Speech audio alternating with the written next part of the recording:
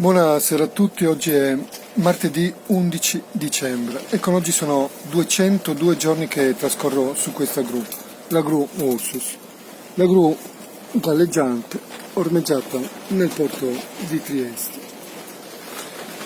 Come potete vedere sono sempre all'interno di questo riparo di fortuna che sono riuscito a creare a circa 35 metri d'altezza su questa gru. E purtroppo oggi c'è un po' di vento, come vedete i teli si muovono abbastanza e fanno anche un po' di rumore. Speriamo solo che il vento non aumenti, perché se no di conseguenza aumenta anche il rumore e diventerebbe davvero difficile andare avanti con questo video. E purtroppo anche la temperatura, come vi sarete accorti tutti quanti, è scesa parecchio e comincia a fare davvero freddo, ma insomma non sarà certo questo a farmi desistere dalle mie intenzioni di proseguire con questa mia lotta estrema per ottenere giustizia. Stiamo parlando di una giustizia che come vi ho sempre raccontato, per me è fondamentale per poter, non solo per quello che hanno fatto a me, alla mia impresa, alla mia vita, ai miei sogni, no? Su quello che si sono permessi di fare a me, ma insomma è quello che si stanno permettendo di fare un po' con tutti ormai, no? Stanno calpestando la nostra vita, la nostra dignità, la nostra Costituzione, tutti i giorni, sfacciatamente, impunemente, e così non si può più andare avanti. Proprio io almeno ho deciso di combattere, non so se sarà la strada giusta, però ormai chi può dire più quale sia la strada giusta, visto che ormai le strade credo che le abbiamo percorse tutti e tutti quanti, chi più chi meno, abbiamo visto che non ci sono proprio veramente più né politici né sindacali, né sindacati né sindacalisti e neppure le forze dell'ordine ci difendono e neppure i tribunali. Quindi i tribunali sappiamo quello che sono, ormai insomma non c'è bisogno che lo racconti a voi, e le forze dell'ordine abbiamo visto oggi. Sapete che la mia impresa è stata distrutta nel 2008 da un incendio ad opera di uno squilibrato, fondamentalmente, che voleva addirittura dare fuoco anche a me, bruciarmi vivo, e io da questa cosa sono veramente uscito miracolosamente vivo. Questa cosa ve l'ho già raccontata, però ogni tanto la ripeto per farvi capire la morale della favola di tutta questa vicenda, che noi cittadini, brave persone, gente comune, veramente non abbiamo più strumenti per difenderci. Ormai abbiamo fatto anche il giro delle 7 chiese, abbiamo visto destra, sinistra, gialli, verdi, rossi, rosa fucsia e via discorrendo, e tutti quanti hanno contribuito a far scendere il livello etico, morale e culturale e economico di questo paese, fino a trascinarsi in questo disastro completo, no? E quindi cosa facciamo noi cittadini? Stiamo a guardare? È chiaro che loro vorrebbero che noi stessimo tutti zitti, in silenzio, a subire, no? Vedete come si scatenano con i loro troll o odiatori, haters o squadristi, insomma. Una volta li chiamavano squadristi, oggi li chiamano haters, odiatori, ma il concetto poi non cambia. Sono gente che serve, che è utile a spaventare, no? La gente per bene, e disgregarla, in modo che il gregge sia sempre sotto controllo. Oppure vorrebbero che appunto attraverso sempre questi odiatori noi appunto ci spaventassimo o ci togliessimo addirittura di mezzo da soli, togliendoci la vita come vorrebbero. Come avete visto che è successo con me più volte, no? L'incitazione al suicidio ormai è all'ordine del giorno, ma non solo, ormai le minacce sono sotto di ogni tipo. e poi vorrebbero anche che magari, non so, fosse una società di impasticati, sedati di ogni cosa, no? Sedati di psicofarmaci, di alcol, di droghe, di gioco d'azzardo, di sesso compulsivo, di shopping compulsivo. Insomma, l'importante è avere la testa sempre anestetizzata per non fare la guerra a questo loro marcio sistema. Ecco, io ho deciso ovviamente di trovare questa strada, no? Io non so se mi porterà alla vittoria, però credo che sia una strada dignitosa per combattere tutto questo declino, questo marciume politico e istituzionali. È per questo che chiedo a voi, ai miei concittadini, tutta quella brava gente che da mesi, anni mi segue, ecco, io non vorrei che questo mio seguirmi sia così fine a se stesso, perché se mi seguite come se io fossi un Truman Show o un gladiatore nell'arena, non serve a niente, cioè, vuol dire, mi fa anche piacere che mi seguite e fate il tifo per me, però non serve il tifo se non seguono delle azioni concrete, no? La tifoseria serve a questa classe politica istituzionale corrotta e marcia, perché gli servono i voti, ma io non sto cercando voti, io cerco di stimolare le coscienze, di smuovere qualcosa in voi in modo che vi attiviate al di fuori appunto di questi finti carrozzoni politici e istituzionali, queste finte bandierine bianche, rosse, verde, gialli, rosa fucsia e quant'altro. Insomma, basta, insomma, ci hanno preso abbastanza per il culo. Siamo cittadini, semplicemente persone oneste, e dobbiamo attivarci in qualunque modo. Ma l'importante è non rimanere a guardare, perché guardare non serve. Io non sono un film, io sono una persona vera come voi, in carne ed ossa, che sta combattendo e sta rischiando la vita e la salute per dei diritti fondamentali e inviolabili che valgono per tutti, per la dignità e la salute, la vita di qualunque persona. Ecco, perciò telefonate, scrivete, attivatevi in tutti i modi, ma attivatevi, chiamate la prefettura, la questura di Trieste, il comune di Trieste, scrivete e telefonate, se telefonate meglio, a programmi TV, radiofonici, giornali, giornalisti, in qualunque modo attivatevi, contattate artisti importanti come Renato Zero, come Vasco Rossi, come Vinicio Caposella, gente che ha dimostrato comunque di avere un'anima, una coscienza. Io so che molti artisti hanno paura, perché ovviamente sono troppo piccoli e hanno paura di essere schiacciati, ma questi colossi no, questi grandi artisti non hanno paura di essere schiacciati da nessuno, perché sono dei monumenti nazionali e hanno coscienza.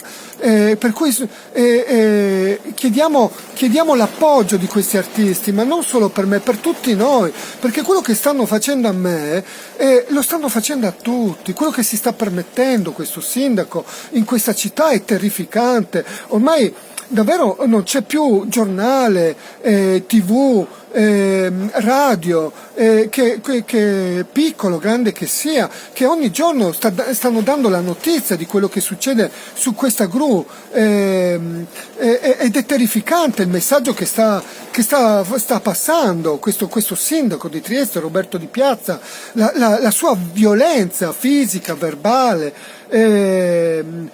non c'è giorno che non ci risparmi con qualche uscita terrificante, no? Questo sindaco che lo abbiamo visto, che non ha neanche vergogna e né pudore, non si fa nessun scrupolo di mostrarsi con questi diti medi davanti a delle bambine. L'abbiamo visto in questa famosa foto che gira, che è terrificante, con questa faccia da cattiva, bestiale, con questi diti medi davanti a delle bambine. Allora io mi chiedo, ma che cos'ha nella testa un uomo che non ha nessun tipo di autocontrollo, che fa delle cose del genere davanti a dei bambini, è capace di fare di tutto? È chiaro che tutto il resto va a cascata, no? Un sindaco che non ha vergogna, che non ha pudore di salutare i suoi concittadini col saluto fascista, e si nasconde, no? Dietro i suoi haters, no? Lo vediamo che questi odiatori, una volta si chiamavano squadristi, oggi si chiamano haters, ma non fa differenza, sono dei picchiatori, gente appunto che è utile a spaventare, a terrorizzare la gente con il loro odio, con il loro linguaggio violento, con i loro insulti, le calunnie, le minacce. È chiaro, il loro scopo è terrorizzare il gregge, no? In modo che stiano zitti, buoni, perché sennò arriva Luigi Baccialli, questo famoso questo conduttore televisivo di questa piccola emittente locale Tele 4, che vi dice: attenti, che se fate come Di Finizio, se vi ostinate a ribellarvi a questo nostro sistema marcio e malato, poi aspettatevi che ci siano gli odiatori che vi inciteranno a togliervi la vita. Pensate che testa ha. Allora io penso ogni volta, faccio questo confronto tra la testa di questa gente e questo killer che aveva dato fuoco alla Voce della Luna, questo Sergio Dekovic, che poi si era appunto dimostrato un vero killer professionista, un mercenario che si vantava di aver distrutto, partecipato alla guerra dell'ex Jugoslavia e aver distrutto paesi, ammazzato gente, eccetera. Allora questo qua va bene, abbiamo capito che è uno squilibrato, che oltretutto per inciso è a Tuggiotto oggi a piede libero. Attenzione, questo per dire che c'è veramente, ma dove sta la giustizia in questo paese? Ma come un criminale condannato in via definitiva a tutt'oggi è latitante, libero di scorazzare per il nostro paese e massacrare noi cittadini per divertimento, su commissione, non ha importanza, però è libero, e chissà cosa ancora ha combinato e cosa sta continuando a fare. Ma proprio con la stessa testa di questa gente qua, come questo sindaco, che si vanta addirittura di essersi impossessato di un terreno pubblico, di esserselo rivenduto, no? Cioè, questa gente, capite che la forma mentis è sempre la stessa, no? Questi si vantano, no? Di commettere dei crimini che tanto nessuno li tocca, nessuno gli fa niente. Questa gente che come questo Dekovic, no? La matrice è sempre di destra o estrema destra, no? Salutano allo stesso modo, col saluto romano, e hanno sempre questo piglio molto, molto violento, molto aggressivo, non si fanno appunto nessun scrupolo che ci siano bambini o adulti.